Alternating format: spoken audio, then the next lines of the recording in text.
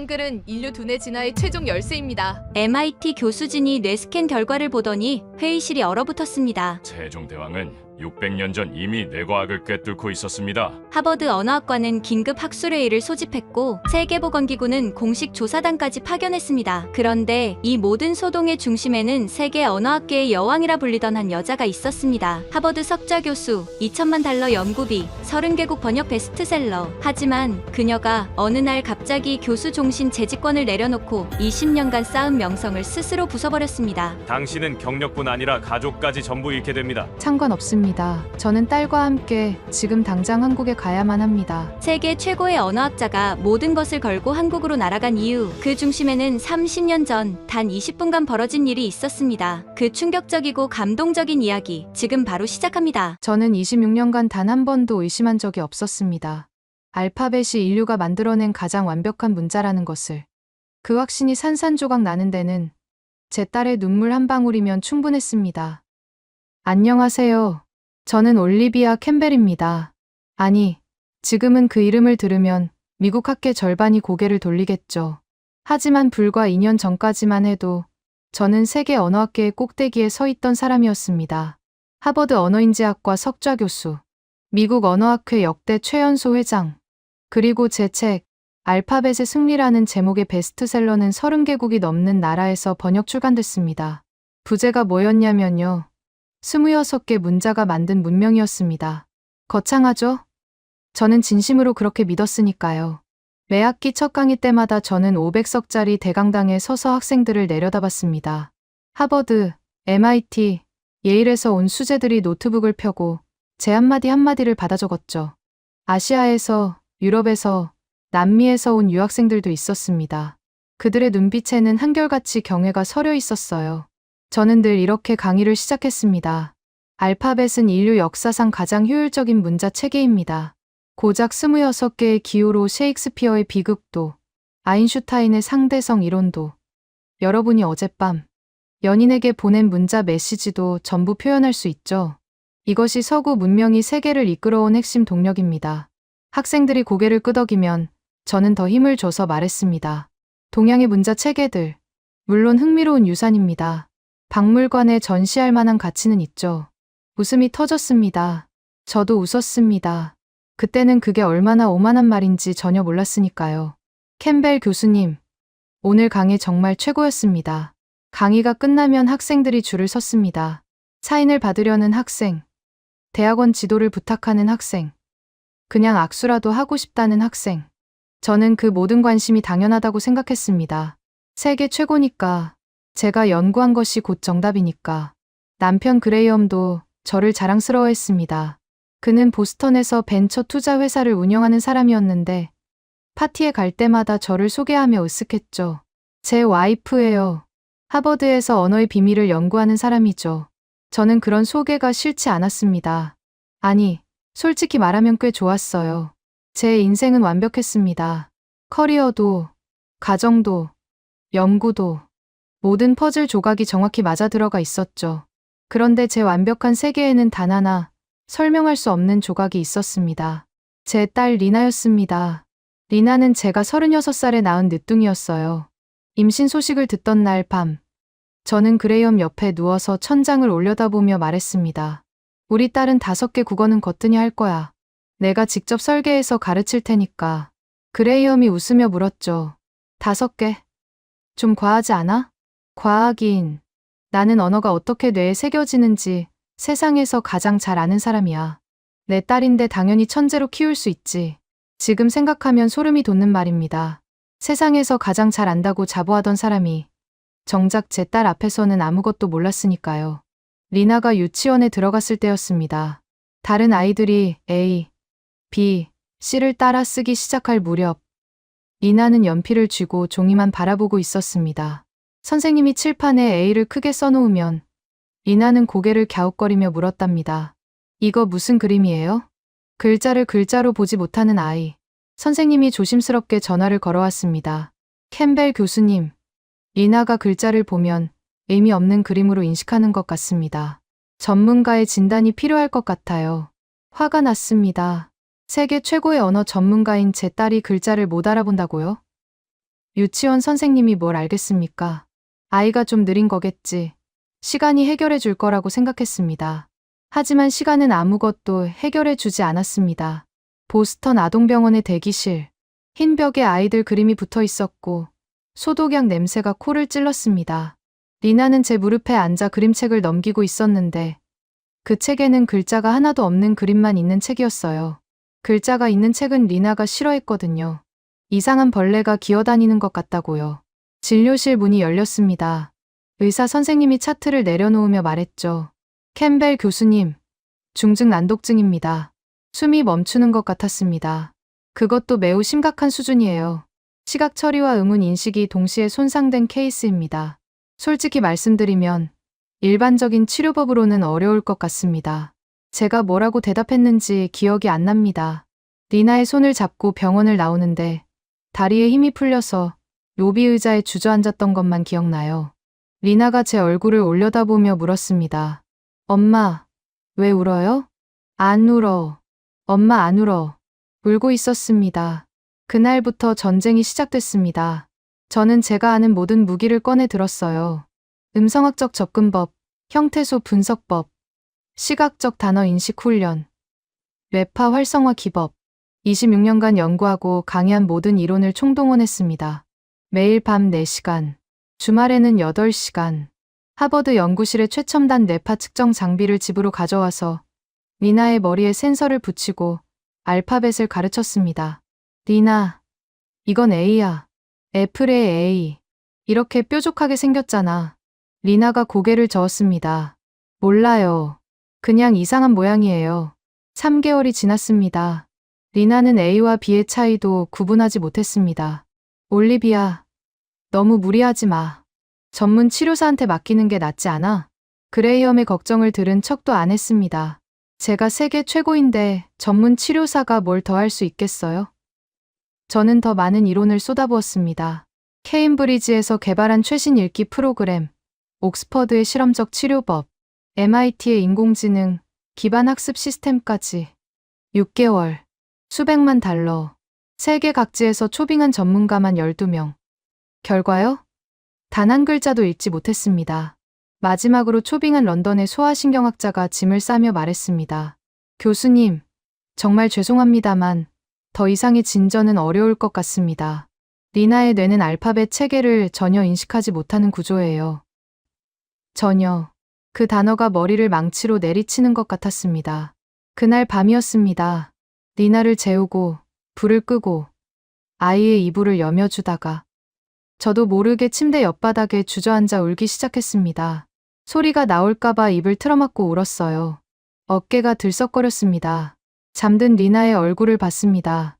길고 고운 속눈썹, 복숭아 같은 볼. 이 세상 누구보다 사랑하는 얼굴. 미안해, 리나. 엄마가 미안해.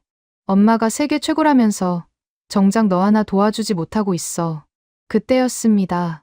리나가 잠꼬대를 시작했어요. 작고 가느다란 목소리로 멜로디를 흥얼거렸습니다. 자장자장, 우리 아기.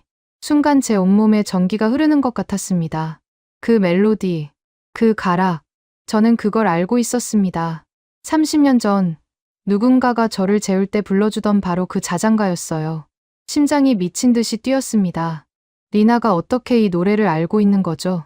저조차 거의 잊고 있었던 그 멜로디를 제 딸이 왜 잠결에 부르고 있는 겁니까? 그리고 그 순간 30년간 묻혀있던 기억의 문이 열리기 시작했습니다. 다음 날 아침 눈이 부어 있었습니다. 밤새 울었으니까요.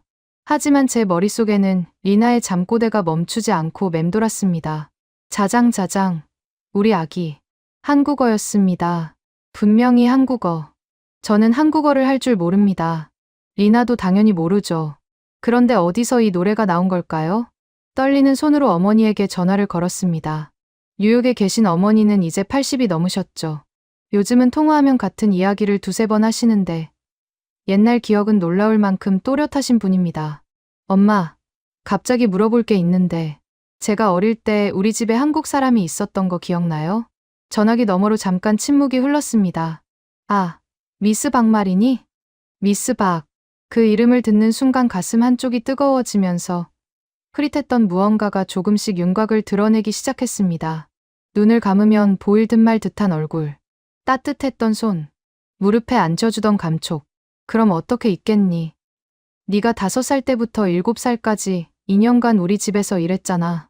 정말 성실한 사람이었어. 2년이나 함께 살았는데 저는 왜 이 사람을 거의 잊고 있었을까요? 엄마, 미스 박이 지금 어디 계시는지 알아요? 연락처라도 혹시? 어머니의 긴 한숨이 들렸습니다. 올리비아, 미스 박은 3년 전에 세상을 떠났단다. 네, 한국으로 돌아간 지 한참 됐는데 조카라는 사람한테 연락이 왔더구나. 폐암이었대. 전화기를 쥔 손이 떨렸습니다. 왜일까요? 30년 전 잠깐 스쳐 지나간 사람인데, 이름조차 가물가물했던 사람인데, 왜 이렇게 가슴이 쓰린 건지 저도 이해할 수가 없었습니다. 그런데 왜 갑자기 미스 박을 찾니? 그냥 문득 생각이 나서요. 전화를 끊고 나서 저는 집안 곳곳을 뒤지기 시작했습니다. 지하실 창고, 다락방, 오래된 앨범이 쌓인 선반. 무언가에 이끌리듯 손이 움직였습니다. 다락방 구석에서 먼지가 수북이 쌓인 골판지 상자 하나를 발견했습니다. 옆면에 매직펜으로 이렇게 쓰여 있었어요. 올리비아, 어린 시절. 뚜껑을 여는 순간 낡은 사진들이 쏟아졌습니다. 저희 첫 자전거, 크리스마스 트리 앞에서 찍은 가족 사진, 유치원 졸업식, 그리고 그 사이에서 한 장의 사진이 눈에 들어왔습니다. 숨이 멈추는 것 같았습니다. 단정한 한복을 입은 젊은 여성이 어린 저를 무릎에 앉히고 있었습니다. 여성은 카메라를 향해 환하게 웃고 있었고, 5살쯤 되어 보이는 저는 그 여성의 품에 폭 안겨서 역시 웃고 있었어요. 미스 박이었습니다. 30년이라는 시간이 무색하게 그 미소는 제 기억 어딘가에 고스란히 남아 있었습니다. 따뜻하고 다정하고 세상에서 가장 안전한 곳 같았던 그 품속의 감각이 사진 한 장으로 되살아났습니다. 사진을 뒤집었습니다. 뒷면에 희미한 글씨가 있었어요. 연필로 쓴 것 같은 가느다란 글씨. 올리비아와 함께 한글을 가르친 날. 한글. 그 단어를 보는 순간 막혀있던 수도꼭지가 한꺼번에 열린 것처럼 기억이 쏟아지기 시작했습니다. 5살이었습니다. 어느 봄날 오후 거실 바닥에 미스 박과 나란히 앉아 있었어요. 미스 박이 하얀 종이를 한 장 꺼내더니 제 앞에 놓으며 말했습니다. 올리비아, 오늘 특별한 걸 보여줄게. 이건 한국 글자야. 한글이라고 해. 와, 신기하게 생겼어요. 미스 박이 종이 위에 뭔가를 그렸습니다. 지금 생각하면 고였어요. 이건 기억이야. 알겠니? 혀가 목구멍 뒤쪽을 막는 모양을 본뜬 거란다. 크. 이렇게 소리 낼 때 혀가 어디에 닿는지 느껴봐. 저는 따라했습니다. 크. 정말이었어요. 혀가 목구멍 쪽에 닿았습니다. 기억. 맞죠? 잘했어. 이제 이건 니은이야. 미스 박이 노을 그렸습니다. 이건 혀가 위신 몸에 딱 붙는 모양이야. 느. 해봐. 혀가 여기에 붙어요. 그렇게 20분이 흘렀습니다. 단 20분. 미스 박은 그 짧은 시간 동안 기억, 니은, 디귿, 리을, 그리고 가, 나, 다, 나를 저한테 가르쳐 줬습니다. 그리고 놀라운 일이 벌어졌어요. 저는 20분 만에 가나다라를 소리 내어 읽을 수 있게 된 겁니다. 세상에, 올리비아, 넌 정말 똑똑한 아이구나. 20분 만에 한글을 읽다니. 미스 박이 박수를 치며 감탄하던 목소리가 30년이 지난 지금도 귓가에 맴돌았습니다. 그런데 왜 저는 그 이후로 한 번도 한글을 다시 보지 않았을까요? 왜 그 놀라운 경험을 완전히 잊고 살았을까요? 이유를 떠올리는 데는 오래 걸리지 않았습니다. 다음 날이었어요. 미스 박이 저를 거실로 부르더니 다시 종이를 꺼냈습니다. 어제 배운 것에 이어서 더 가르쳐 주려고 했던 거죠. 그때 어머니가 부엌에서 나오시더니 차가운 목소리로 말했습니다. 미스 박, 올리비아는 영어와 프랑스어, 독일어를 배워야 해요. 쓸모없는 동양 글자로 아이 머리를 복잡하게 만들지 마세요. 미스 박의 손이 멈추었습니다. 종이를 쥔 손가락이 하얗게 질렸던 것까지 기억납니다. 네, 부인. 알겠습니다. 미스 박은 고개를 숙이고 종이를 치웠습니다. 그게 끝이었어요. 30년 전 봄날 오후에 20분. 그것이 제 인생에서 한글의 전부였습니다. 상자를 더 뒤졌습니다. 그리고 낡은 공책 하나를 발견했어요. 제 어린 시절 일기장이었습니다. 표지에 삐뚤빠뚤한 글씨로 올리비아의 비밀 일기라고 적혀 있었죠. 떨리는 손으로 페이지를 넘겼습니다. 그러다가 한 페이지에서 손이 멈췄어요. 거의 비명을 지를 뻔했습니다. 삐뚤한 글씨로 한글이 적혀 있었습니다. 가나다라마바사? 5살짜리 아이가 쓴 서툴지만 분명한 한글. 그 옆에는 영어로 이런 문장이 있었어요. 미스 박이 가르쳐준 마법의 글자. 너무 쉬워서 놀랐다. 가슴이 먹먹해졌습니다. 다음 장을 넘겼습니다. 미스 박이 울었다. 한글을 더 가르쳐 주고 싶다고 했는데 엄마가 안 된다고 했다. 미스 박이 내 머리를 쓰다듬으며 말했다. 언젠가 네가 이 글자를 다시 필요로 할 때가 올 거야. 일기장을 가슴에 꼭 안았습니다. 눈물이 멈추지 않았어요. 미스 박은 알고 있었을까요? 30년 후에 제가 이렇게 절박하게 한글을 찾게 될 거라는 걸. 그리고 바로 그 순간 번개처럼 하나의 생각이 뇌리를 스쳤습니다. 30년 전 5살이었던 제가 20분 만에 한글을 읽었습니다. 알파벳이 아니라 한글을.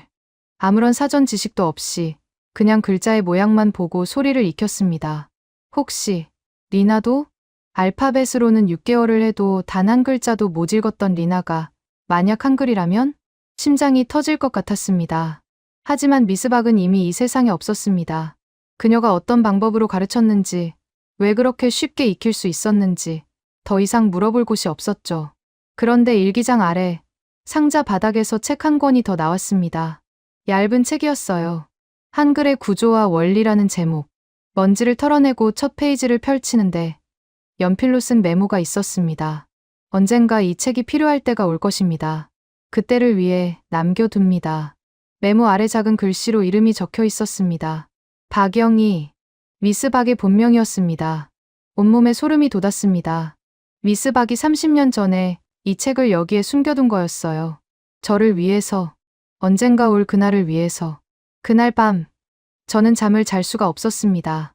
리나를 재우고 다락방에서 찾은 그 책을 들고 서재로 내려가 스탠드 불을 켰습니다. 새벽 3시. 집안은 고요했고 제 심장 소리만 크게 울렸습니다. 책을 펼쳤습니다. 그리고 첫 페이지부터 충격을 받았습니다. 한글은 제가 생각했던 원시적인 문자가 아니었습니다. 그건 무식한 편견이었어요. 한글은 철저히 과학적인 원리로 설계된, 어쩌면 알파벳보다 더 정교한 문자였습니다. 고운 혀가 목구멍 뒤쪽을 막는 모양, 놓은 혀가 위신몸에 닿는 모양, 으은 입술을 담은 모양. 제가 26년간 연구해온 언어학자의 눈으로 봤을 때 이건 단순한 기호가 아니었습니다. 이것은 인간의 발음 기관을 그대로 본뜬 그림이었어요. 글자를 보는 순간 어떻게 소리를 내야 하는지 직관적으로 알 수 있는 구조. 맙소사. 저도 모르게 탄성이 나왔습니다. 알파벳에서 A라는 글자는 왜 A라고 읽는지 아무런 이유가 없습니다. 그냥 약속이에요. 외워야 합니다. 하지만 한글의 고운 보는 순간 혀가 어디에 닿아야 하는지 몸이 먼저 알려줍니다. 새벽 5시까지 책을 읽었습니다. 그리고 떨리는 손으로 종이에 고을 그렸습니다. 30년 만에 쓰는 한글이었죠. 기억. 제 입에서 자연스럽게 소리가 나왔습니다. 30년 전 미스 박이 가르쳐준 그대로였어요. 몸이 기억하고 있었던 겁니다. 그 순간 리나의 얼굴이 떠올랐습니다. 알파벳은 글자와 소리 사이에 아무런 연결고리가 없는 임의의 기호입니다. 하지만 한글은 다릅니다. 글자 자체가 소리의 설계도예요. 혹시 리나의 뇌가 거부한 것은 글자 자체가 아니라 소리와 단절된 글자 체계가 아니었을까요? 날이 밝았습니다.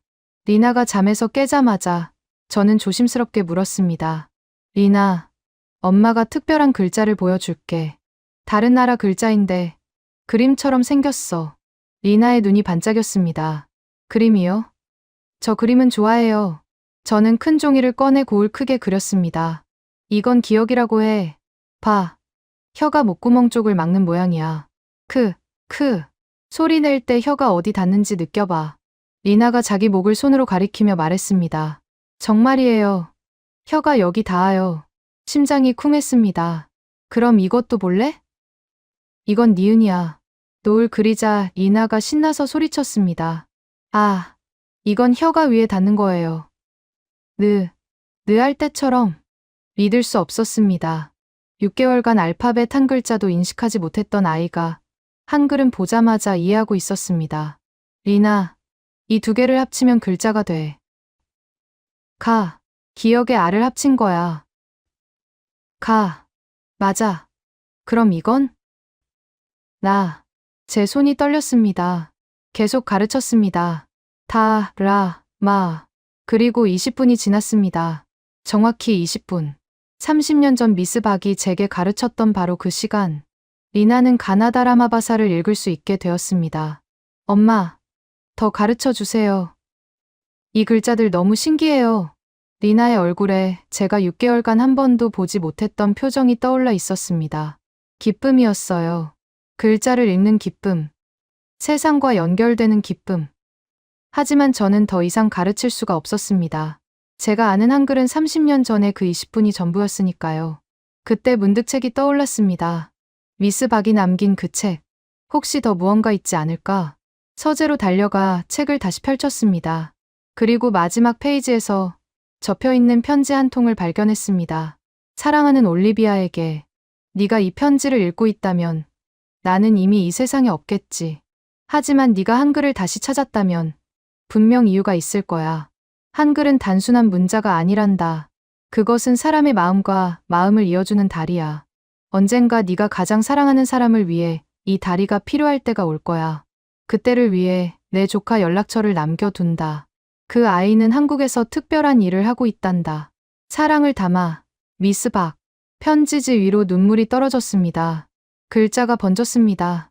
미스 박은 30년을 내다보고 있었던 걸까요? 아니, 30년을 기다리고 있었던 걸까요? 편지 아래에 적힌 전화번호를 보며 한참을 망설였습니다. 하지만 리나의 환한 얼굴을 떠올리자 결심이 섰습니다. 떨리는 손으로 국제전화를 걸었습니다. 긴 신호음이 이어지다가 낯선 목소리가 들렸습니다. 여보세요?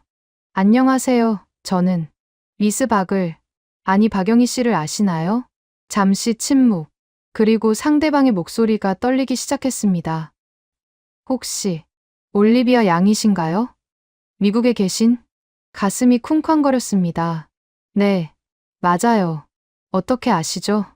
이모님이 돌아가시기 전에 말씀하셨어요. 언젠가 올리비아라는 아이가 연락할 거라고. 한글이 필요할 때가 오면 꼭 도와달라고요. 저는 박도윤이라고 합니다. 서울에서 언어치료 연구를 하고 있어요. 전화기를 쥔 손에 힘이 풀렸습니다. 미스 박은 정말로 이 모든 것을 준비해 두고 떠난 겁니다. 제 딸이 심각한 난독증이 있어요. 그런데 오늘 한글을 가르쳤더니 20분 만에 읽기 시작했거든요. 이게 가능한 일인가요? 도윤 씨의 목소리에 흥분이 묻어났습니다. 정말이요. 그럼 이모님 이론이 맞았네요. 이모님은 평생 한글이 뇌에 미치는 특별한 효과를 연구하셨거든요. 특히 난독증 아동한테 한글이 새로운 신경 경로를 열어준다고 확신하셨죠. 저는 급하게 물었습니다. 더 가르치고 싶은데 저는 한글을 거의 몰라요. 어떻게 해야 하죠? 제가 화상통화로 도와드릴게요. 그리고 이모님이 남기신 연구 자료가 있어요.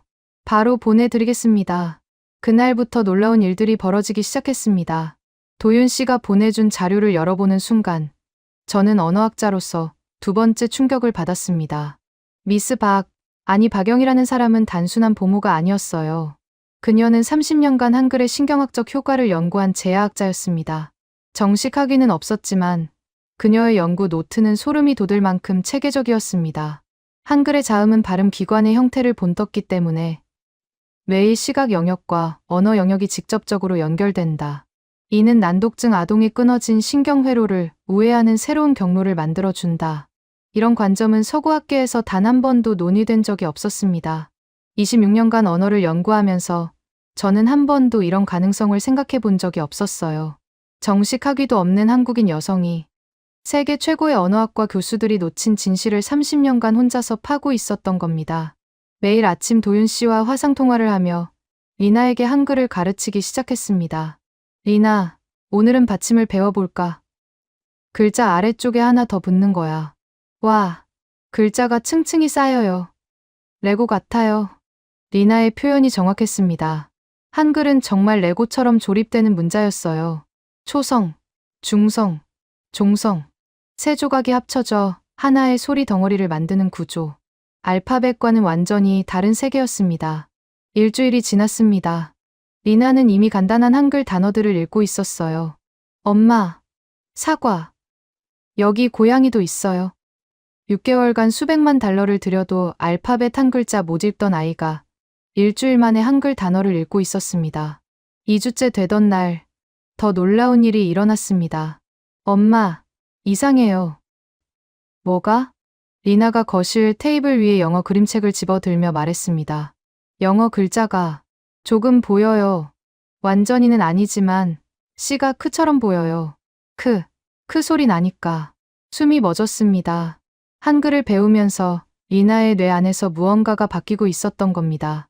소리와 글자를 연결하는 회로가 한글을 통해 처음으로 켜진 거예요. 그리고 그 회로가 영어에까지 손을 뻗기 시작한 겁니다. 도윤 씨에게 이 사실을 알리자 그는 전화기 너머에서 탄성을 질렀습니다. 이모님이 예측하신 그대로예요. 한글로 문자 인식 능력이 깨어나면 그 능력이 다른 문자로도 전이된다고 하셨거든요. 3주째, 리나는 한글로 짧은 문장을 읽기 시작했습니다. 그리고 영어 알파벳도 조금씩, 아주 조금씩이지만 인식하기 시작했어요. 그날 밤, 리나가 잠들기 전에 제 얼굴을 올려다보며 말했습니다. 엄마, 나 바보 아니었어요. 그냥 다른 길이 필요했던 거예요. 저는 이불 위로 리나를 꼭 안고 울었습니다. 그래, 내 딸은 바보가 아니었어. 문이 잠겨 있었던 게 아니라 우리가 엉뚱한 열쇠를 갖다 대고 있었던 거였어. 한 달이 지났을 때 저는 결심했습니다. 이 사실을 학계에 알려야 한다고. 리나 같은 아이들이 세상에 얼마나 많겠습니까? 알파벳이라는 하나의 체계에 갇혀서 바보 취급받으며 고통받고 있을 아이들이. 비록 제 경력이 끝날지도 모르지만 진실을 묻어둘 수는 없었습니다. 하지만 그때는 몰랐습니다. 제가 여는 문 뒤에 얼마나 거대한 폭풍이 기다리고 있는지를. 하버드 동료들에게 이메일을 보낸 건 어느 월요일 아침이었습니다. 제목은 이랬어요. 한글 기반 난독증 치료의 가능성. 보내기 버튼을 누르는 순간 손끝이 차가워지는 걸 느꼈습니다. 무슨 일이 벌어질지 예감이 있었거든요.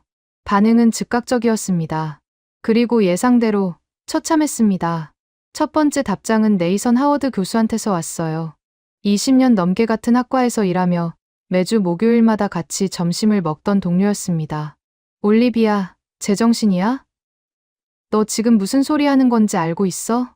두 번째, 세 번째 답장도 비슷했습니다. 정중한 것도 있었고 노골적으로 조롱하는 것도 있었죠. 하지만 한결같이 같은 말이었습니다. 당신 미쳤어. 이틀 후 학과장실로 호출을 받았습니다. 하버드 언어인지학과 회의실. 제가 수백 번 드나들던 곳이었습니다. 벽에는 역대 석좌 교수들의 초상화가 걸려 있었고 그중 하나는 제 사진이었어요. 하지만 그날 그 방은 법정처럼 느껴졌습니다. 긴 테이블 양쪽으로 15명의 교수진이 앉아 있었습니다. 저는 혼자 한쪽 끝에 앉았죠. 한때 동료였던 사람들이 지금은 심판관들이었습니다. 카터 학과장이 서류를 넘기며 입을 열었습니다. 차갑고 사무적인 목소리였어요. 캠벨 교수, 당신이 최근 제출한 보고서에 대해 해명하시오. 저는 제 딸의 사례를 통해 한글이 난독증 치료에 획기적인 효과가 있음을 발견했습니다. 이는 우리가 지금까지 간과해온 근거가 뭡니까? 네이선 하워드가 끼어들었습니다. 목요일마다 같이 샌드위치를 먹던 사람의 목소리가 지금은 칼날 같았습니다. 당신은 30년간 알파벳의 우월성을 주장해왔어. 그 위에 커리어를 쌓았고 그 위에 명성을 올렸어. 그런데 이제 와서 동양의 미신 같은 문자가 더 낫다고? 이건 학문이 아니라 배신이야, 올리비아. 배신. 그 단어에 가슴이 움찔했습니다. 저도 처음엔 믿기 어려웠습니다. 하지만 리나의 변화를 직접 보시면 당신 딸 하나의 사례가 증거라고? 또 다른 교수가 코웃음을 쳤습니다. 이건 과학이 아니라 모성의 망상이야. 웃음소리가 퍼졌습니다. 15명 중 저를 감싸주는 사람은 단 한 명도 없었습니다. 카터 학과장이 안경을 고쳤으며 말했습니다. 캠벨 교수, 당신은 훌륭한 학자였소. 하지만 개인적 불행이 학문적 판단을 흐리게 한 것 같군. 2주간의 휴직을 권고하오. 그동안 정신을 차리길 바라겠소. 하지만 학과장님, 제 연구 자료를 한 번만 보시면 충분하오. 카터 학과장이 손을 들어 제 말을 잘랐습니다. 2주 후에도 이런 주장을 계속한다면 종신재직권 박탈을 검토하겠소. 종신재직권. 학자의 생명줄이나 다름없는 것. 20년을 바쳐서 얻은 것을 2주 만에 이룰 수 있다는 겁니다. 회의실을 나오는데 다리가 후들거렸습니다. 복도에서 대학원생 2명이 수군거리다가 저와 눈이 마주치자 황급히 고개를 돌렸습니다. 한때는 제 강의를 듣겠다고 줄을 서던 학생들이었어요. 연구실로 돌아가 문을 닫고 의자에 앉았습니다. 책상 위에는 알파벳의 승리 초판본이 놓여 있었어요. 26개 문자가 만든 문명. 제가 쓴 그 책이 지금은 비웃는 것처럼 느껴졌습니다. 그때 전화가 울렸습니다. 남편 그레이엄이었어요. 회의 중에는 전화를 안 받는 게 원칙이었지만 불안한 예감에 받을 수밖에 없었습니다. 올리비아, 지금 뭐 하는 거야? 목소리가 차가웠습니다. 평소의 그레이엄이 아니었어요. 방금 내 동료한테 전화가 왔어. 네가 완전히 미쳤다고. 동양 주술에 빠졌다고 하더군. 그레이엄, 지금 상황이고 뭐고. 당장 그만둬. 우리 가족의 명예를 생각해. 전화를 끊고 한참을 멍하니 앉아 있었습니다. 학교에서도 집에서도 더 이상 제 편은 없었습니다. 집에 돌아왔을 때 현관문을 여는 순간 뭔가 이상하다는 걸 느꼈습니다. 거실 소파 위에 여행 가방이 놓여 있었어요. 그레이엄이 옷을 접어넣고 있었습니다. 뭐 하는 거야? 보면 모르겠어? 당분간 호텔에서 지낼 거야. 그레이엄, 제발. 리나를 봐. 우리 딸이 드디어 글을 읽기 시작했어. 그레이엄이 멈칫했습니다. 하지만 곧 고개를 저었어요. 그래. 한글로. 올리비아. 우리는 미국에 살아. 우리 딸에게 필요한 건 영어야. 한글이 아니라 한글을 통해서 영어도 읽기 시작했다니까. 씨를 크처럼 인식하기 시작했어. 뇌에서 뭔가 변하고 있다고. 그건 네 망상이야. 그레이엄의 눈이 차가워졌습니다. 넌 딸에 대한 죄책감 때문에 현실을 왜곡하고 있는 거야. 6개월간 리나한테 아무것도 해주지 못한 죄책감. 그걸 이상한 동양 문자에 투사하고 있는 거라고. 그 말이 비수처럼 꽂혔습니다. 왜냐면 반쯤은 맞는 말이었으니까요. 저도 두려웠습니다. 혹시 정말 제가 보고 싶은 것만 보고 있는 건 아닌지. 그때 리나가 방에서 나왔습니다. 손에 종이 한 장을 들고 있었어요. 조심스럽게 보물을 들고 오듯이. 아빠, 이거 읽어줄까요? 제가 쓴 거예요. 종이 위에는 삐뚤하지만 또렷한 한글이 적혀 있었습니다. 아빠 사랑해요. 엄마도 사랑해요. 리나가 태어나서 처음으로 쓴 글이었습니다. 어떤 글자든, 어떤 언어로든 처음으로 자기 손으로 쓴 문장. 그레이엄의 표정이 일그러졌습니다. 하지만 이내 고개를 돌렸어요. 리나, 그건. 아빠는 그 글자를 못 읽어. 아빠, 이건 사랑해요라는 뜻이에요. 제가 쓴 거예요. 저 이제 글자 쓸 수 있어요. 리나의 눈에 눈물이 고이기 시작했습니다. 아빠, 저 이제 바보 아니에요. 글자 읽을 수 있어요. 바보 아니에요. 그 말이 조용한 거실에 울려 퍼졌습니다. 7살짜리 아이가 자기가 바보가 아니라는 걸 아빠한테 증명하려고 글을 쓴 겁니다. 하지만 그레이엄은 가방 지퍼를 닫으며 돌아섰습니다. 올리비아, 변호사한테 연락할 거야. 뭐라고? 네가 정신을 차릴 때까지 리나의 양육권은 내가 갖겠어. 귀를 의심했습니다. 네가 아이를 실험 대상으로 삼고 있어. 검증되지 않은 방법으로 리나의 미래를 망치고 있다고. 2주야. 2주 안에 이 미친 짓을 그만두지 않으면 법정에서 보자. 문이 쾅 닫혔습니다. 리나가 제 품에 안겨 울음을 터뜨렸습니다. 엄마, 아빠가 왜 화났어요? 내가 글을 읽는 게 나쁜 건가요? 아니야. 리나, 넌 아무 잘못 없어. 엄마가 다 해결할게. 리나를 안고 있는데 제 어깨가 멈출 수 없이 떨렸습니다. 어떻게 해결해야 할지 막막했습니다. 학교에서는 미쳤다고 하고 남편은 떠났고 이제 딸마저 빼앗길 위기에 처한 겁니다. 그날 밤 리나를 재우고 나서 핸드폰을 켰습니다. 소셜미디어에 제 이야기가 올라와 있었어요. 하버드 교수, 한글 미신에 빠져 가정 파탄. 댓글은 더 잔인했습니다. 서구 학문의 배신자, 딸 하나 때문에 미친 여자. 동양 주술로 노벨상이라도 받으려나? 정신과 치료가 필요한 건 딸이 아니라 엄마 쪽이네. 하지만 가장 아팠던 건 동료 교수 12명이 연명으로 낸 공개 성명이었습니다. 우리는 올리비아 캠벨의 최근 주장과 어떠한 학문적 관련도 없음을 밝힌다. 그녀의 비과학적 접근은 하버드의 전통에 위배되며 우리 학과의 입장을 대변하지 않는다. 20년입니다. 20년간 같은 복도를 걷고 같은 식당에서 밥을 먹고 서로의 논문을 검토해 주던 사람들이었어요. 크리스마스 파티에서 와인을 나누고 자녀들 학교 이야기를 하던 사람들. 그들이 저를 이렇게 쉽게, 이렇게 깔끔하게 잘라낼 수 있다는 것에 진짜로 숨이 막혔습니다. 새벽 3시. 잠이 오지 않았습니다. 리나는 제 옆에 누워 한글 그림책을 펼치고 잠들어 있었어요. 책 위에 작은 손이 얹혀 있었습니다. 자면서도 책을 놓지 않는 아이. 엄마, 이 이야기 알아요? 토끼가 거북이한테 지는 거예요. 리나가 잠들기 전에 했던 말이 떠올랐습니다. 토끼가 왜 졌는데? 너무 자만했대요. 거북이는 느리지만 포기 안 했고요. 그래. 거북이는 끝까지 갔으니까. 엄마도 복 받을 거예요. 엄마는 착하니까. 그 순수한 말에 또 눈물이 났습니다. 아이러니했어요. 세상 모두가 저를 미쳤다고 하는데 제 딸은 매일 기적을 보여주고 있었으니까요. 핸드폰이 울렸습니다. 한국의 도윤 씨였어요. 교수님, 괜찮으세요? 소식 들었습니다. 도윤 씨, 저 어떻게 해야 하죠? 다들 미쳤다고 해요. 잠시 침묵이 흘렀습니다. 그리고 도윤 씨가 조용히 말했어요. 교수님, 이모님도 같은 일을 겪으셨어요. 30년 전에 한글이 난독증에 효과가 있다고 주장했는데 아무도 안 믿어줬거든요. 학위가 없다는 이유로, 동양 사람이라는 이유로. 하지만 이모님은 포기하지 않으셨습니다. 그리고 지금 교수님이 그 씨앗을 꽃피우고 계신 거예요. 하지만 제 딸을 빼앗길 수도 있어요. 전화기 너머로 도윤 씨가 깊게 숨을 쉬는 소리가 들렸습니다. 교수님, 한국에 오시는 건 어때요? 한국에요? 여기서라면 리나를 제대로 도울 수 있어요. 이모님이 연구하시던 세종한글연구소가 있거든요.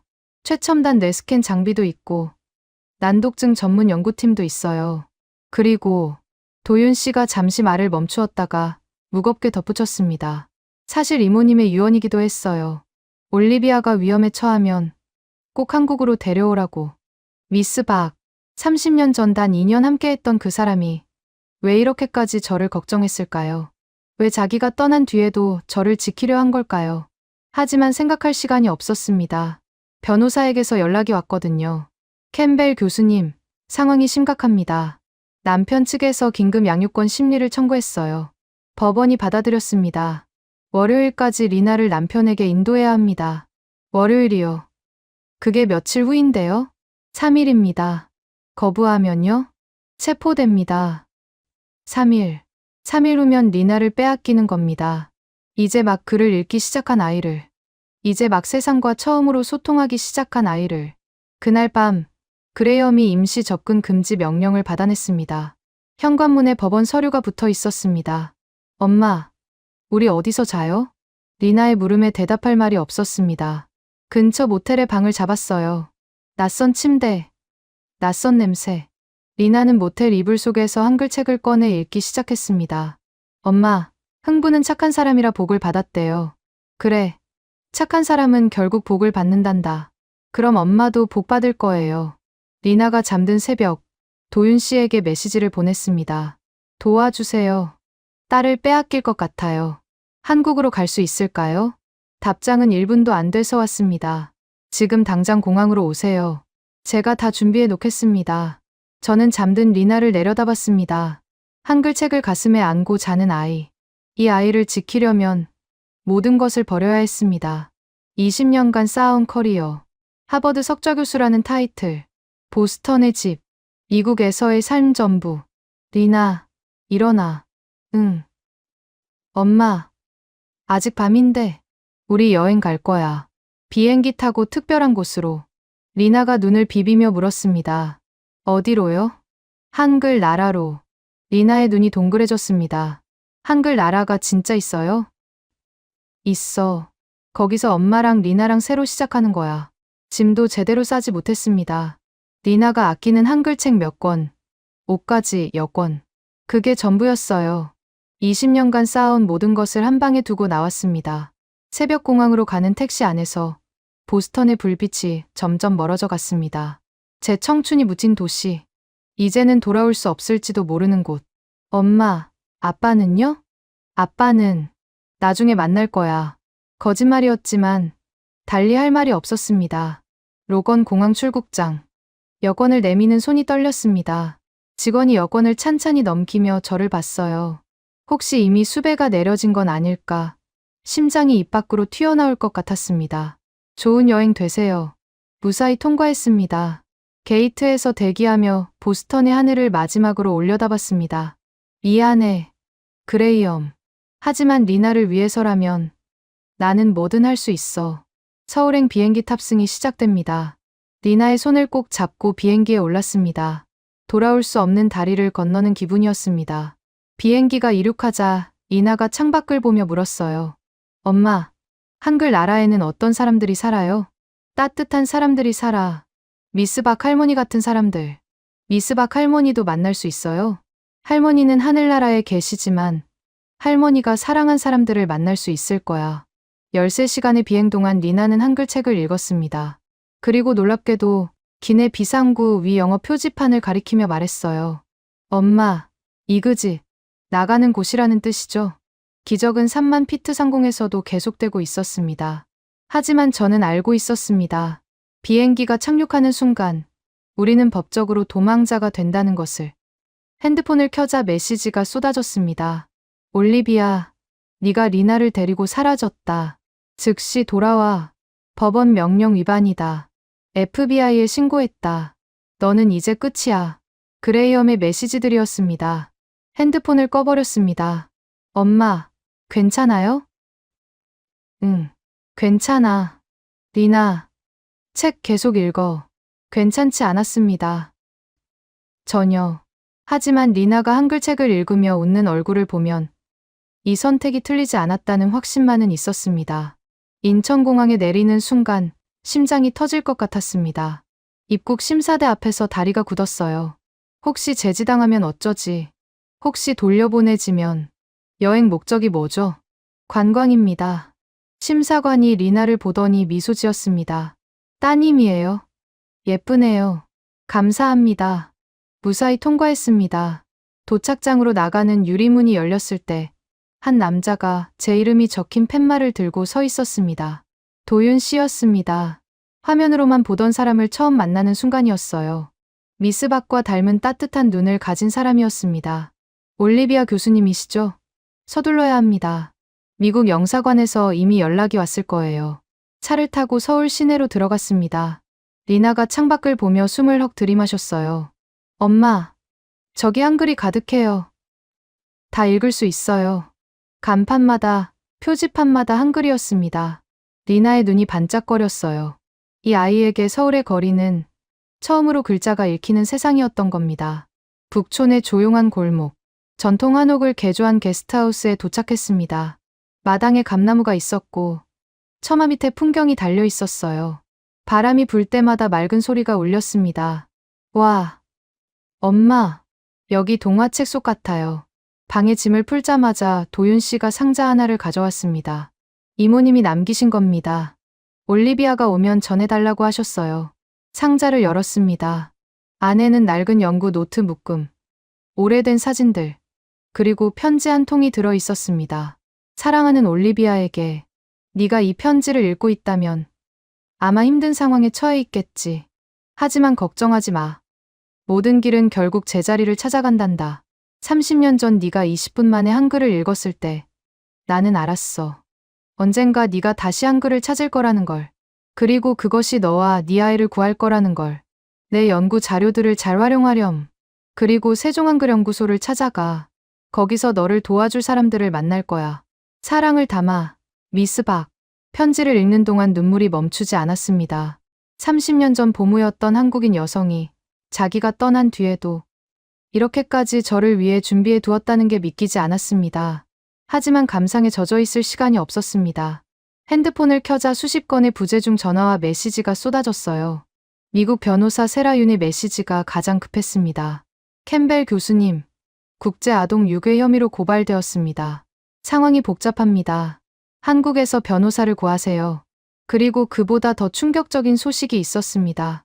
도윤 씨가 노트북을 열어 보여줬습니다. CNN 뉴스에 제 얼굴이 나오고 있었어요. 하버드 교수, 딸과 함께 한국으로 도주, 수배령 발부 임박. 엄마, 우리가 텔레비전에 나왔어요? 리나가 천진한 얼굴로 물었습니다. 응, 우리가 좀 유명해졌나 봐. 도윤 씨가 급히 말했습니다.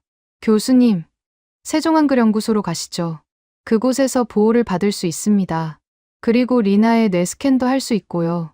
만약 한글이 리나의 뇌를 바꾸고 있다는 과학적 증거가 나온다면 상황이 완전히 달라질 수 있어요. 과학적 증거, 그것이 필요했습니다. 제 말만으로는 아무도 믿지 않았으니까요. 리나의 뇌에서 실제로 무슨 일이 벌어지고 있는지 눈에 보이는 증거가 있어야 했습니다. 하지만 한편으로는 두려웠습니다. 만약 스캔 결과가 아무것도 보여주지 않는다면, 만약 정말로 제가 보고 싶은 것만 본 거라면? 도윤 씨의 차를 타고 종로구의 세종한글연구소로 향했습니다.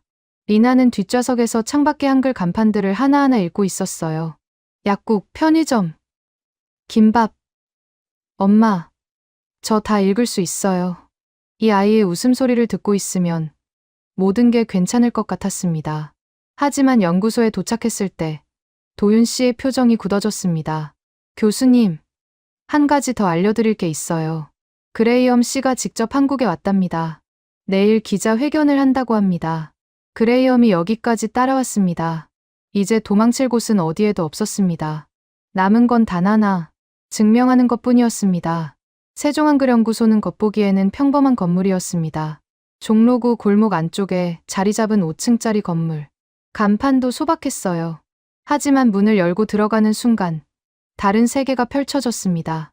로비 한쪽 벽면 전체에 한글의 자음과 모음이 크게 새겨져 있었습니다. 그 옆에는 세종대왕의 초상화가 걸려 있었고 아래에 이런 문구가 적혀 있었어요. 나란 말이 중국과 달라 어리석은 백성이 말하고자 하는 바가 있어도 마침내 제 뜻을 펴지 못하는 사람이 많으니라. 600년 전 한왕이 백성을 위해 쓴 문장이었습니다. 그 순간 저는 깨달았어요. 한글은 단순한 문자가 아니었습니다. 그것은 소통하지 못하는 사람들을 위해 만들어진 사랑의 설계도였던 겁니다. 안녕하세요, 캠벨 교수님. 기다리고 있었습니다. 백발의 노신사가 우리를 맞이했습니다. 저는 한정우입니다. 이곳 소장이죠. 박영희 선생님께서 생전에 교수님 이야기를 많이 해주셨어요. 미스 박을 아셨나요? 물론이죠. 그분은 우리 연구소의 숨은 공로자셨습니다. 미국에서 관찰하신 사례들을 꾸준히 보내주셨거든요. 특히 교수님에 대한 이야기를 자주 하셨죠. 그 아이는 특별하다고, 언젠가 꼭 여기 올 거라고. 가슴이 뜨거워졌습니다. 하지만 감상에 빠져 있을 여유가 없었어요. 그레이엄이 내일 기자회견을 한다는데 우리에게는 시간이 없었습니다. 한 소장님, 단도직입적으로 말씀드리겠습니다. 리나의 뇌를 스캔해 주실 수 있나요? 한글이 이 아이의 뇌에 무슨 변화를 일으키고 있는지 눈에 보이는 증거가 필요합니다. 한 소장이 고개를 끄덕였습니다. 당연하죠. 사실 그게 우리가 가장 하고 싶었던 일이기도 합니다. 박영희 선생님의 이론을 과학적으로 증명할 기회니까요. 그날 오후부터 리나는 정밀 검사를 받기 시작했습니다. 뇌파 측정, fMRI, 인지 능력 테스트. 리나는 큰 기계 안에 누워야 했는데 무서워하지 않을까 걱정했어요. 하지만 리나는 오히려 신기해했습니다. 엄마, 이 기계가 내 머릿속을 사진 찍는 거예요? 응. 내 뇌가 글자를 읽을 때 어떻게 움직이는지 보는 거야. 와, 진짜 신기하다. 검사가 끝나고 결과가 나오기까지 3시간이 걸렸습니다. 그 3시간이 제 인생에서 가장 긴 3시간이었어요. 연구소 복도를 수십 번 왔다 갔다 하며 기다렸습니다. 만약 아무것도 안 나오면 어쩌지? 만약 그레이엄 말대로 제가 보고 싶은 것만 본 거라면. 연구실 문이 열렸습니다. 뇌과학 담당 연구원이 나왔는데 얼굴이 창백했어요. 하지만 창백함 속에 흥분이 섞여 있었습니다. 교수님, 이것 좀 보셔야 합니다. 모니터 앞에 앉았습니다. 화면에 리나의 뇌가 떠 있었어요. 2개의 이미지가 나란히 놓여 있었습니다. 왼쪽은 리나가 알파벳을 볼 때, 오른쪽은 한글을 읽을 때. 알파벳을 볼 때 리나의 뇌는 거의 반응이 없었습니다. 캄캄했어요. 언어 처리를 담당하는 영역이 완전히 꺼져 있었습니다. 6개월간 아무리 가르쳐도 안 됐던 이유가 거기 있었습니다. 회로 자체가 연결이 안 돼 있었던 겁니다. 그런데 한글을 읽을 때의 뇌는 완전히 달랐습니다. 브로카 영역, 시각 피질, 운동 피질, 세 곳이 동시에 환하게 빛나고 있었어요. 마치 꺼져 있던 도시에 한꺼번에 전기가 들어온 것처럼 뇌의 여러 영역이 활발하게 소통하고 있었습니다. 이건 연구원이 숨을 고르며 설명했습니다. 일반적인 난독증 아동의 뇌와 완전히 다른 패턴입니다. 한글을 읽을 때 이나의 뇌에서는 시각 정보와 언어 정보, 그리고 운동 감각 정보가 동시에 처리되고 있어요. 한글의 자음이 발음 기관의 모양을 본뜬 구조이기 때문에 글자를 보는 것만으로도 뇌가 소리를 발음하는 시뮬레이션을 자동으로 돌리는 겁니다. 그러니까 한글이 리나의 뇌에 새로운 언어 처리 경로를 만들어준 겁니다. 기존에 끊어져 있던 신경 회로를 우회하는 완전히 새로운 길을요. 저는 두 손으로 입을 막았습니다. 그리고 더 놀라운 게 있어요. 연구원이 세 번째 이미지를 띄웠습니다. 리나가 영어를 읽을 때의 뇌. 보세요. 한글을 배우기 전에는 알파벳에 전혀 반응하지 않던 영역이 지금은 약하지만 분명히 활성화되기 시작했습니다. 한글을 통해 형성된 신경 경로가 영어 읽기에도 전이되고 있는 거예요. 한글이 다리가 된 거군요. 제 입에서 저도 모르게 그 말이 나왔습니다. 미스 박이 편지에 쓴 바로 그 단어. 한글은 마음과 마음을 잇는 다리. 그 다리가 리나의 뇌 속에서 실제로 놓이고 있었던 겁니다. 한 소장이 모니터를 보며 나직이 말했습니다. 이것은 의학적 기적입니다. 박영희 선생님이 30년간 주장하셨던 이론이 지금 이 아이의 뇌 속에서 증명되고 있어요. 저는 울었습니다. 소리 없이. 하지만 멈출 수가 없었습니다. 미스 박이 옳았습니다. 정식하기도 없이. 아무도 믿어주지 않는 상황에서 혼자서 30년을 버텨온 그 사람이 처음부터 옳았던 겁니다. 그런데 기쁨도 잠시 연구소 밖에서 소란이 들렸습니다. 캠벨 교수, 나와라. 딸을 당장 돌려보내라. 창밖을 내다봤습니다. 건물 앞에 10여 명이 모여 있었어요. 아동학대자, 미친 교수 같은 플래카드를 들고 있었습니다. 리나가 무서워하며 제 팔을 잡았습니다. 엄마, 저 사람들이 왜 화났어요? 우리를 아직 이해하지 못하는 거야. 하지만 곧 알게 될 거야. 도윤 씨가 다급하게 들어왔습니다. 교수님, 그레이엄 씨 기자회견이 내일 아침입니다. 하버드 의대 교수 2명도 함께 왔대요. 리나의 상태를 반박하려는 것 같습니다. 한 소장이 저를 바라봤습니다. 어떻게 하시겠습니까? 저는 모니터에 떠 있는 리나의 뇌 이미지를 봤습니다. 한글을 읽을 때 환하게 빛나는 그 뇌를. 그리고 결심했습니다. 우리도 기자회견을 합시다. 리나의 변화를 직접 보여주는 거예요. 위험할 수 있습니다. 알아요. 하지만 더 이상 숨을 수는 없어요. 세상이 직접 보게 해야 합니다. 한 소장이 천천히 고개를 끄덕였습니다. 알겠습니다. 내일 아침 이 연구소 대강당에서 합시다. 그날 밤 리나에게 물었습니다. 리나, 내일 많은 사람들 앞에서 내가 책 읽는 걸 보여줄 수 있을까? 한글로요? 영어로요? 둘 다. 리나가 잠시 생각하더니 자신 있게 고개를 끄덕였습니다. 네, 할 수 있어요. 엄마, 걱정하지 마세요. 이제 저 바보 아니에요. 글을 읽을 수 있잖아요. 그 말에 코끝이 찡했지만 눈물은 참았습니다. 내일은 울면 안 되니까요. 다음 날 아침, 세종한글연구소 대강당에 기자들이 몰려들었습니다. CNN, BBC는 물론이고 한국의 주요 방송사들까지 전부 모였어요. 하버드 교수가 딸을 데리고 한국으로 도주했다는 뉴스가 전 세계에 퍼진 뒤였으니까 관심이 폭발적이었습니다. 무대 뒤에서 대기하고 있을 때 한 소장이 마지막 소식을 전했습니다. 캠벨 교수님, 그레이엄 씨가 기자회견을 취소하고 직접 여기로 온다고 합니다. 하버드 의대 교수들도 함께요. 심장이 쿵 내려앉았습니다. 저기 이쪽으로 오는 겁니다. 리나야, 준비됐어? 리나가 제 손을 꼭 잡았습니다. 작은 손이었지만 단단했어요. 엄마, 나 할 수 있어요. 기자회견장에 들어섰습니다. 수백 개의 카메라 플래시가 동시에 터졌습니다. 눈이 부셨어요. 맨 앞줄에 그레이엄이 앉아 있었습니다.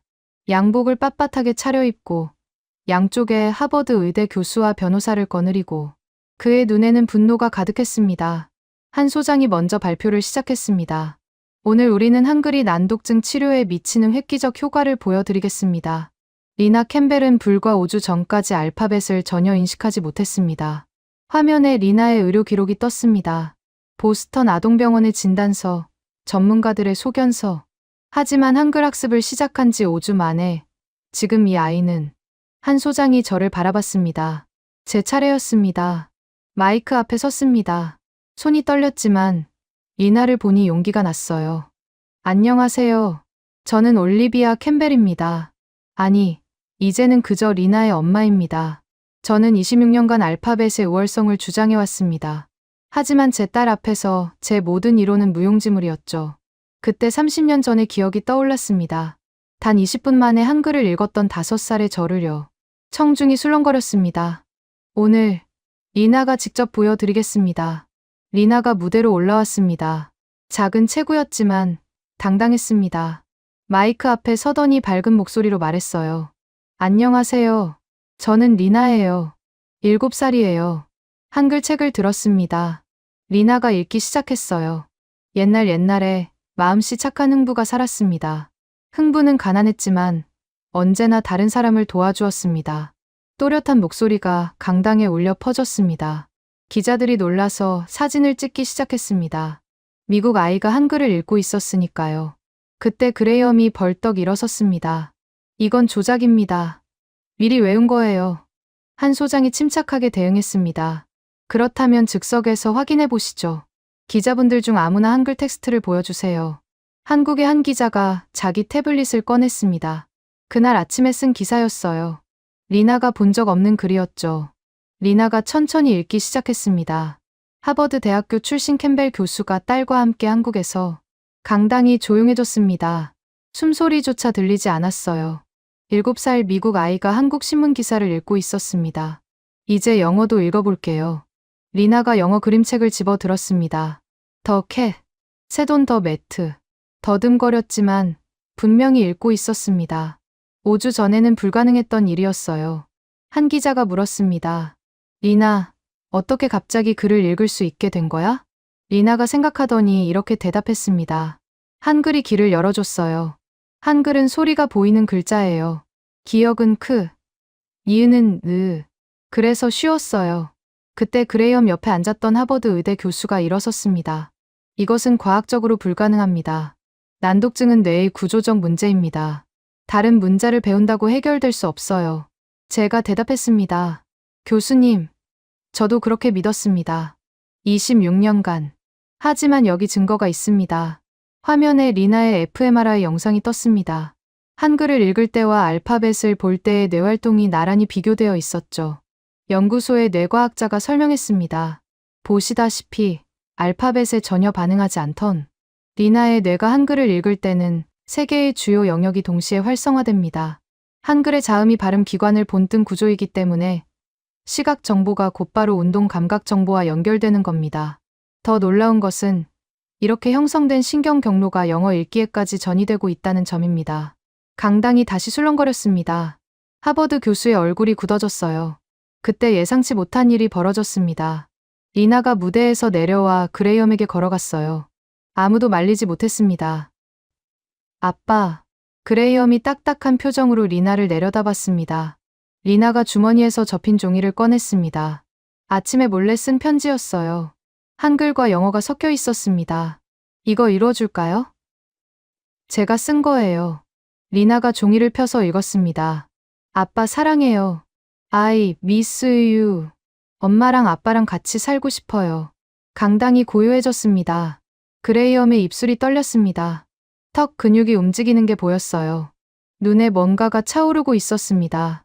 리나가 태어난 이후 7년간 이 아이로부터 받은 첫 번째 편지였습니다. 어떤 글자로든, 어떤 언어로든 아빠에게 쓴 첫 번째 문장. 그때 청중석에서 한 여성이 일어섰습니다. 저도 증언하고 싶습니다. 놀랍게도 보스턴에서 온 학부모였어요. 제 아들도 심각한 난독증이 있었습니다. 캠벨 교수님의 사례를 듣고 한글을 시도했는데 정말로 읽기 시작했어요. 이어서 더 많은 목소리가 터져 나왔습니다. 저희 딸도요. 우리 아이도 변화가 있었습니다.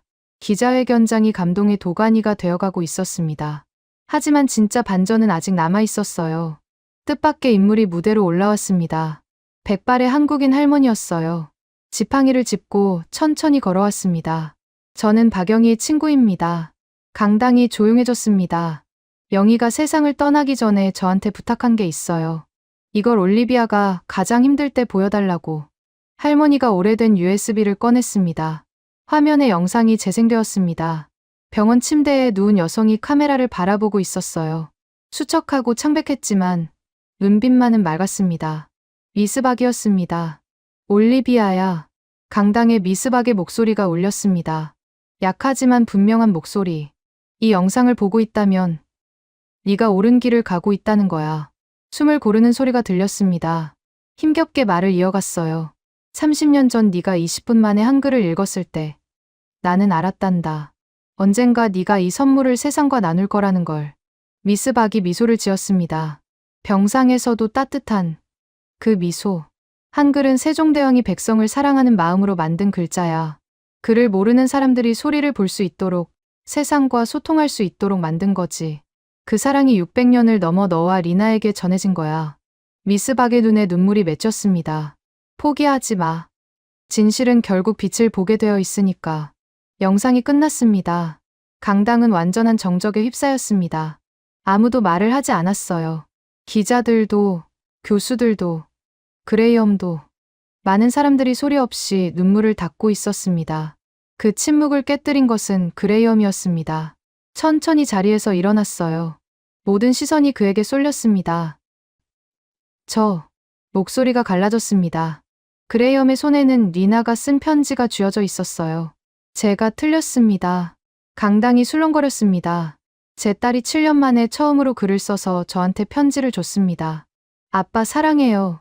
이 한 줄을 받으려고 7년을 기다린 겁니다. 그런데 저는 그걸 믿지 않았어요. 그레이엄이 무대로 올라왔습니다. 리나에게 다가가 무릎을 꿇었어요. 리나, 아빠가 잘못했다. 리나가 아빠의 목을 끌어안았습니다. 아빠, 이제 우리 같이 살 수 있어요? 그레이엄이 저를 올려다봤습니다. 눈이 빨갛게 충혈돼 있었어요. 올리비아, 미안해. 저도 무대 위에서 두 사람을 안았습니다. 카메라 플래시가 쉴 새 없이 터졌지만 그 순간만큼은 세상에 우리 셋밖에 없는 것 같았습니다. 하지만 기자회견의 감동이 채 가시기도 전에 현실이 다시 발목을 잡았습니다. 연구소를 나서는 순간 도윤 씨가 급히 다가왔어요. 교수님, 법원에서 연락이 왔습니다. 서울가정법원에서 긴급 심리가 열립니다. 미국 측이 리나의 즉각 송환을 요구하고 있어요. 그레이엄이 고소를 철회해도 미국 정부의 국제 아동 유괴 혐의는 별개였습니다. 기자회견에서 가족이 다시 하나가 됐지만 법은 아직 우리 편이 아니었어요. 서울가정법원 앞에는 취재진이 가득했습니다. 한국 방송사뿐 아니라 CNN, BBC, NHK까지. 이 사건은 이미 단순한 양육권 분쟁을 넘어서 있었습니다. 한글이 정말로 난독증을 치료할 수 있는가? 아이의 교육권은 국경을 초월할 수 있는가? 전 세계가 이 법정을 지켜보고 있었습니다. 법원 복도를 걸을 때 다리가 떨렸습니다. 그레이엄이 제 손을 잡았어요. 기자회견 이후 그는 완전히 달라져 있었습니다. 호텔 방에서 밤새 리나의 뇌스캔 데이터를 들여다보더니 아침에 저한테 이렇게 말했거든요. 내가 바보였어. 증거가 눈앞에 있었는데 보려고 하지 않았어.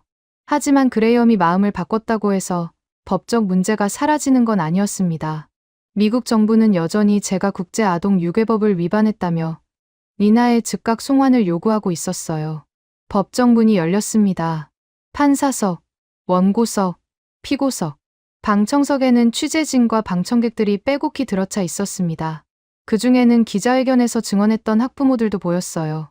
보스턴에서 날아온 사람, 런던에서 온 사람, 그리고 한국의 난독증 아동 부모들까지. 미국 측 변호사가 먼저 입을 열었습니다. 양복 단추를 똑딱거리며 서류를 넘기는 모습이 차갑고 사무적이었어요. 재판장님, 피고인 올리비아 캠벨은 미국 법원의 양육권 명령을 위반하고 미성년 자녀를 무단으로 출국시켰습니다. 이는 헤이그 국제아동 탈취협약에 명백히 저촉되며 아동의 즉각적인 본국 송환을 요청합니다. 예상했던 공격이었습니다. 하지만 그 차가운 법률 용어들이 귀에 박힐 때마다 심장이 조여왔어요. 한국 측 변호사 박정민 씨가 일어섰습니다.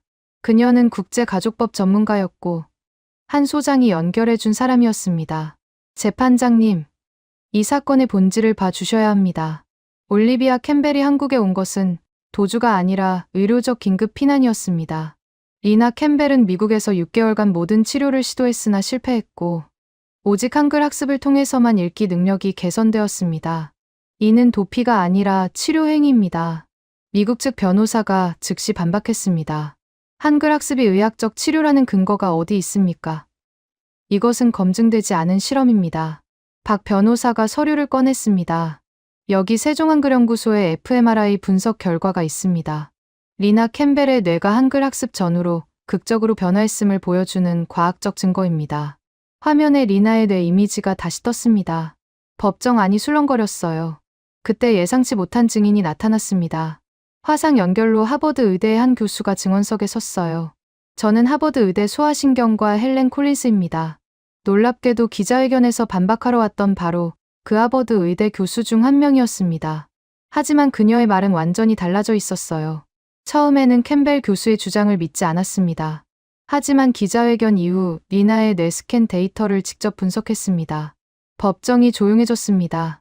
결론부터 말씀드리면 이것은 제가 20년간 소아신경과 의사로 일하면서 본 사례 중 가장 놀라운 케이스입니다. 한글이 리나의 뇌에 새로운 신경 경로를 만들어냈다는 것은 과학적으로 입증 가능한 사실입니다. 미국 측 변호사의 얼굴이 굳어졌습니다. 그렇다 해도 불법 출국은 사실 아닙니까? 법은 법입니다. 박 변호사가 결정타를 날렸습니다. 재판장님, 여기 유엔 아동권리위원회의 의견서가 있습니다. 법정 안에 긴장감이 흘렀습니다. 아동의 교육권과 건강권은 국경을 초월한다. 리나 캠벨의 경우 한국에서의 치료가 아동 최선의 이익에 부합한다. 이 아이를 미국으로 돌려보내 한글 학습을 중단시키는 것이야말로 아동학대에 해당할 수 있다. 법정이 다시 웅성거렸습니다. 그때 또 한 명의 증인이 나섰습니다. 그레이엄이었어요. 저는 리나의 아버지 그레이엄 캠벨입니다. 판사가 물었습니다. 원래 원고 측이셨는데 증언하시겠다는 겁니까? 네, 고소를 철회하고 싶습니다. 미국 측 변호사가 당황한 표정을 지었습니다. 이유가 무엇입니까? 그레이엄이 잠시 눈을 감았다 떴습니다. 제 딸이 태어나서 처음으로 저한테 편지를 썼습니다. 아빠 사랑해요. 한글로요. 7년을 기다렸습니다. 7년간 이 아이가 한 글자라도 쓸 수 있기를 기도했습니다. 미국에서는 안 됐어요. 수백만 달러를 들여도 세계 최고의 전문가를 데려와도 한 글자도 못 썼습니다. 그레이엄의 목소리가 갈라졌습니다. 그런데 한국에서 한글로 5주 만에 해냈습니다. 제 아내가 옳았습니다. 한국에서의 치료가 리나에게 필요합니다. 저도 한국에 남겠습니다. 법정이 조용해졌습니다. 미국 측 변호사가 서류를 뒤적이며 반론을 찾으려 했지만 그레이엄의 증언이 너무 강력했어요. 판사가 물었습니다. 리나 양을 직접 만나볼 수 있을까요? 리나가 증인석으로 걸어갔습니다. 법정이라는 낯선 공간에서도 리나는 의외로 차분했어요. 리나야, 한국이 좋니? 미국이 좋니? 리나가 잠시 생각했습니다. 그리고 이렇게 대답했어요. 저는 글을 읽을 수 있는 곳이 좋아요. 판사가 미소를 지었습니다. 한국에서 글을 읽게 됐어? 네. 한국에 와서 처음으로 책을 읽었어요. 친구들한테 편지도 쓸 수 있어요. 미국으로 돌아가고 싶니? 리나가 또 잠시 생각하더니 말했습니다. 아빠도 한국에 오면 안 돼요? 여기서 다 같이 살면 좋겠어요. 법정 안이 따뜻해졌습니다. 방청석 여기저기서 코를 훌쩍이는 소리가 들렸어요. 휴정 후 판사가 판결문을 읽기 시작했습니다. 본 재판부는 다음과 같이 판결합니다. 심장이 멈추는 것 같았습니다. 그레이엄이 제 손을 더 세게 쥐었어요. 첫째, 리나 캠벨의 한국 체류는 의학적 치료 목적으로 인정됩니다. 숨을 내쉬었습니다. 둘째, 올리비아 캠벨의 행위는 긴급 피난으로서 위법성이 조각됩니다. 눈물이 흘렀습니다. 셋째, 향후 6개월간 한국에서의 치료를 허가하며 이후 상황을 재평가합니다. 방청석에서 환호가 터졌습니다. 박수 소리가 법정을 채웠어요. 판사가 한마디를 더 덧붙였습니다. 다만 본 재판부는 양국 정부에 권고합니다. 이와 같은 특수한 상황의 아동들을 위한 국제협력 체계를 구축할 것을. 언어는 국경으로 가둘 수 있는 것이 아닙니다. 법정을 나오자 취재진이 몰려들었습니다. 하지만 저는 카메라가 아니라 리나를 봤어요. 리나가 그레이엄의 손과 제 손을 양쪽으로 잡고 환하게 웃고 있었습니다. 엄마, 이제 아빠도 같이 살 수 있는 거예요? 응, 이제 같이 살 수 있어. 그레이엄이 리나를 안아 올렸습니다. 리나, 아빠가 한글 배울게. 너가 가르쳐 줄래? 좋아요. 아빠, 이건 사랑이에요. 따라해봐요. 랑, 잘했어요, 아빠. 그날 저녁, 우리 가족은 오랜만에 함께 저녁을 먹었습니다. 북촌 한옥 근처의 작은 한식당. 리나가 메뉴판을 들고 소리 내어 읽었어요.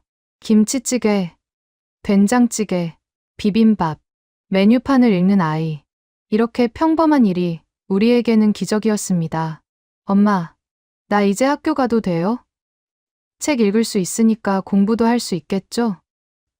그럼, 넌 뭐든 할 수 있어. 창밖으로 서울의 밤이 보였습니다. 네온 사인마다 한글이 반짝이고 있었어요. 리나의 눈에 그 불빛들이 비쳤습니다.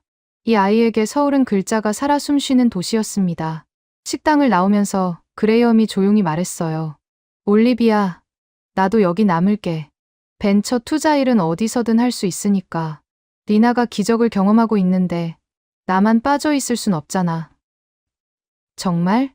그리고 하나 더. 한글 학습 앱을 개발하는 스타트업에 투자하려고. 전 세계 아이들이 쉽게 접근할 수 있는 무료 앱. 수익은 전부 난독증 연구에 기부할 거야. 그레이엄도 변하고 있었습니다. 예전에 차갑고 계산적인 모습은 사라지고 리나의 기적 앞에서 겸손해진 사람이 거기 있었어요. 그날 밤 리나를 재우고 나서 미스박의 사진을 꺼내봤습니다. 다락방 상자에서 가져온 그 사진. 한복을 입고 어린 저를 안고 웃던 미스박. 미스박, 당신이 심은 씨앗이 꽃을 피우기 시작했어요. 감사합니다. 리나가 잠결에 뒤척이며 중얼거렸습니다. 자장자장. 우리 아기. 그 자장가를 들으며 저도 눈을 감았습니다. 이곳이 우리의 새로운 집이 될 것 같았습니다. 하지만 이건 끝이 아니었습니다. 오히려 시작이었어요. 리나의 기적이 전 세계로 퍼져나가는 진짜 이야기는 이제부터였습니다. 재판이 끝난 다음 날부터 세종한글연구소에는 전 세계에서 문의가 쏟아지기 시작했습니다. 오늘만 해도 400통이 넘는 이메일이 왔어요. 도윤 씨가 놀란 표정으로 모니터를 보여줬습니다. 독일, 프랑스, 브라질, 일본, 인도, 케냐, 심지어 아이슬란드에서까지 연락이 왔어요. 우리 아이도 난독증입니다. 한글을 시도해 볼 수 있을까요? 그 중에서 가장 먼저 결과가 나온 건 텍사스에서 온 사연이었습니다. 우리 아들 제이콥이 한글을 배운 지 한 달 만에 첫 단어를 읽었어요. 맘, 엄마라는 뜻이래요. 저는 그 소리를 듣고 울었습니다. 런던에서도 연락이 왔습니다. 8살 딸 소피가 이제 학교 수업을 따라갈 수 있게 됐어요. 한글이 다리가 돼줬어요. 캠벨 교수님 말씀 그대로였습니다. 이런 사례가 매주 수십 건씩 쌓여갔습니다. 리나 한 명의 기적이 수백 명의 기적이 되어 퍼져나가고 있었어요. CNN이 특별 다큐멘터리 제작을 제안했습니다. 한글의 기적, 리나 이야기라는 제목이었죠. 촬영팀이 한 달간 우리를 따라다녔어요. 리나의 일상, 연구소에서의 학습 과정, 그리고 매일 조금씩 넓어지는 리나의 세계를 카메라에 담았습니다. 리나, 오늘은 뭘 읽고 있어? PD가 물었습니다. 해리포터요. 한국어 번역본이에요. 영어는 아직 좀 어렵지만 한글로는 술술 읽혀요. 불과 3달 전만 해도 글자 하나 못 읽던 아이가 이제는 장편 소설을 읽고 있었습니다. 카메라 앞에서도 리나는 자연스러웠어요. 책에 빠져서 주변을 잊어버리는 모습이 그대로 담겼습니다. 다큐멘터리가 방영된 후 상황이 폭발적으로 변했습니다. 세계보건기구가 공식 조사단을 한국에 파견했어요. 이것이 사실이라면 난독증 치료의 패러다임이 완전히 바뀔 겁니다. 조사단장 마리아 곤잘레스 박사가 연구소에 도착해서 한 첫 마디였습니다. 3주간의 정밀 조사가 이어졌어요. 리나뿐 아니라 전 세계에서 모인 100명이 넘는 사례를 분석했습니다. 그리고 세계보건기구가 공식 발표를 했습니다. 한글 기반 난독증 치료법의 효과가 과학적으로 입증되었다. 각국 정부에 이 방법의 도입을 권고한다. 이 발표가 나오자 세계가 움직이기 시작했습니다. 유럽연합교육위원회가 먼저 나섰어요. 유럽 전역의 난독증 아동을 위한 한글 교육 프로그램을 시범 도입한다고 발표했습니다. 일본 문부과학성도 한글의 원리를 응용한 새로운 언어 교육법을 연구하겠다고 했고, 인도 교육부까지 관심을 보였어요. 하지만 가장 놀라운 변화는 미국에서 일어났습니다. 하버드 대학에서 공식 사과문이 왔어요. 우리는 올리비아 캠벨 교수의 선구적 연구를 인정하지 못한 것을 깊이 사과합니다. 교수직 복직과 함께 새로운 연구센터 설립을 제안합니다. 카터 학과장 이름으로 된 서한이었습니다. 2주 안에 정신 차리라고 했던 바로 그 사람이요. 저는 정중하게 거절했습니다. 감사하지만 저는 이미 제 자리를 찾았습니다. 바로 여기, 한국입니다. 대신 하버드와 세종한글연구소의 공동 연구를 제안했고, 그들도 받아들였습니다. MIT, 스탠퍼드, 예일까지. 미국 주요 대학들이 앞다퉈 한글 기반 언어 치료 프로그램을 도입하기 시작했어요. 네이선 하워드 교수가 연락을 해왔습니다. 동양의 미신이라고 했던 바로 그 사람. 올리비아, 내가 틀렸어. 용서해줘. 네이선, 당신이 옳았어. 우리가 너무 서구 중심적 사고에 갇혀 있었던 거야. 이제라도 함께하자. 미국 의회에서도 움직임이 있었습니다. 리나 법안이라는 이름의 법률이 발의됐어요. 모든 난독증 아동이 한글 교육 프로그램에 접근할 권리를 보장하는 법안이었습니다. 서명식이 백악관에서 열렸을 때 우리 가족은 화상으로 참여했어요. 리나, 네가 덕분에 수많은 아이들이 희망을 갖게 됐어. 대통령이 화면을 통해 리나에게 말했습니다. 감사해요. 저처럼 책 읽기를 포기하지 않았으면 좋겠어요. 리나의 대답에 박수가 터졌습니다. 한국에서의 생활은 완전히 자리를 잡아가고 있었습니다. 우리 가족은 북촌에 새 집을 마련했어요. 한옥을 현대식으로 개조한 집이었는데 마당에는 리나가 좋아하는 감나무도 심었습니다. 리나는 한국 초등학교에 입학했어요. 처음에는 걱정했습니다. 미국 아이가 한국 학교에서 적응할 수 있을까? 하지만 리나는 놀라운 속도로 녹아들었습니다. 엄마, 오늘 받아쓰기에서 100점 맞았어요. 시험지를 펄럭이며 뛰어오는 리나. 한글로 또박또박 쓴 글씨가 아름다웠습니다. 영어 수업도 이제 따라갈 수 있어요. 한글이 진짜 다리가 되어준 거예요. 미스 박의 말 그대로였습니다. 한글은 마음과 마음을 잇는 다리. 그 다리가 리나를 한국어 세계로, 그리고 다시 영어 세계로 연결해주고 있었어요. 어느 날 뜻밖의 손님이 찾아왔습니다. 뉴욕에서 어머니가 오신 거예요. 80이 넘은 나이에 혼자 비행기를 타고 서울까지 오셨습니다. 현관문이 열리는 순간 어머니의 눈에 눈물이 고여 있었어요. 올리비아, 내가 미안하구나. 엄마, 30년 전에 미스 박이 너한테 한글을 가르치는 걸 막았던 거. 그게 너무 후회돼. 만약 그때 계속 배웠더라면 리나가 이렇게까지 고생하지 않아도 됐을 텐데. 엄마, 괜찮아요. 모든 일에는 때가 있는 거예요. 어머니는 리나를 꼭 안아주었습니다. 우리 리나가 정말 똑똑하구나. 할머니한테도 한글 가르쳐 줄래? 네. 할머니, 한글은 진짜 쉬워요. 이건 기억이에요. 혀가 여기에 닿는 거예요. 80대 할머니와 7살 손녀가 나란히 앉아 한글을 배우는 모습. 30년 전 어머니가 끊어버린 그 수업이 이제 3대에 걸쳐 다시 이어지고 있었습니다. 제가 쓴 책이 출간됐습니다. 20분의 기적. 부제는 한글이 내 딸을 구한 이야기였어요. 40개 언어로 번역되어 전 세계 베스트셀러가 됐습니다. 인쇄는 전액 난독증 아동 지원 재단에 기부했어요. 하지만 저에게 가장 큰 보상은 매일 도착하는 편지들이었습니다. 인도에서 온 편지. 제 아들 라비는 카스트 제도 때문에 교육을 못 받았습니다. 하지만 한글을 배운 후 이제 책을 읽어요. 케냐에서 온 편지. 우리 마을 아이들 대부분이 문맹이었는데 한글 교육 6개월 만에 절반이 글을 읽기 시작했습니다. 이런 편지를 읽을 때마다 미스 박을 떠올렸습니다. 어느 가을날 리나와 함께 세종대왕릉을 찾았습니다. 단풍이 물든 능 앞에서 리나가 안내판을 소리 내어 읽었어요. 세종대왕은 백성들이 글을 읽고 쓸 수 있도록 한글을 만드셨습니다. 리나가 고개를 들어 저를 올려다봤습니다. 엄마, 이분이 한글을 만드신 거예요? 응. 600년 전에 모든 사람이 글을 읽고 쓸 수 있게 하려고 너처럼 어려움을 겪는 사람들을 위해서. 리나가 능을 향해 고개를 숙여 인사했습니다. 감사합니다. 세종대왕님. 저를 구해주셔서. 그 작고 진심 어린 인사가 600년의 시간을 가로질러 한 왕에게 닿는 것 같았습니다. 그리고 시간은 흘렀습니다. 20년 후 하버드 대학교 졸업식장. 다음은 신경언어학과 수석 졸업생 리나 캠벨 양입니다. 붉은 가운을 입은 리나가 단상으로 올라갔습니다. 27살의 당당한 젊은 여성이 거기 있었어요. 저는 7살까지 글을 읽지 못했습니다. 청중석에서 저는 눈물을 닦고 있었습니다. 옆에는 백발이 된 그레이엄이 앉아 있었어요.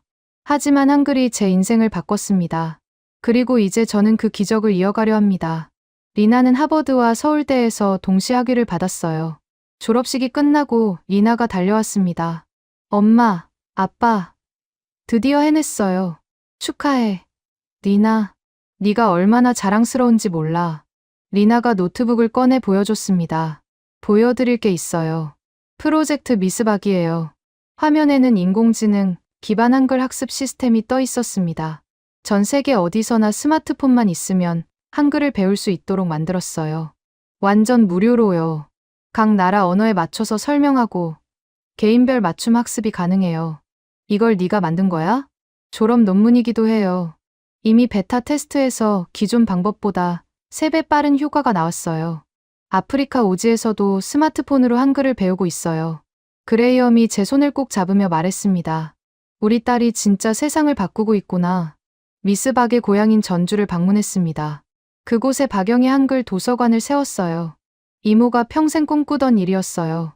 도윤 씨가 눈물을 글썽이며 말했습니다. 그도 이제 100발이 되었지만 여전히 정정했어요. 모든 아이가 글을 읽을 수 있는 세상. 그게 이모의 꿈이었죠. 도서관 입구에는 미스 박의 사진과 함께 이런 문구가 새겨져 있었습니다. 20분의 씨앗이 세계를 바꾸다. 리나가 제 손을 잡고 말했습니다. 엄마, 저도 커서 엄마처럼 아이들을 도와주는 사람이 될 거예요. 한글 선생님이요. 전 세계 아이들에게 한글을 가르쳐서 모두가 책을 읽을 수 있게 하고 싶어요. 미스 박의 정신이 리나를 통해 이어지고 있었습니다. 그날 밤, 저는 일기를 썼습니다. 미스 박이 심은 20분의 씨앗은 이제 거대한 숲이 되었다. 리나를 통해, 그리고 전 세계의 아이들을 통해 이 숲은 계속 자라날 것이다. 때로는 모든 것을 잃어야 진정한 것을 찾을 수 있다. 나는 오만함을 버리고 한글 앞에 겸손해졌을 때 비로소 진정한 학자가 되었다. 알파벳의 여왕이었던 내가 한글의 제자가 되기까지 30년이 걸렸다. 하지만 그 30년은 헛되지 않았다. 왜냐하면 이제 수백만 아이들이 글을 읽을 수 있게 되었으니까. 미스 박, 당신은 떠났지만 당신의 사랑은 영원히 살아 있습니다. 한글이라는 기적의 문자와 함께 창밖으로 서울의 밤이 반짝이고 있었습니다.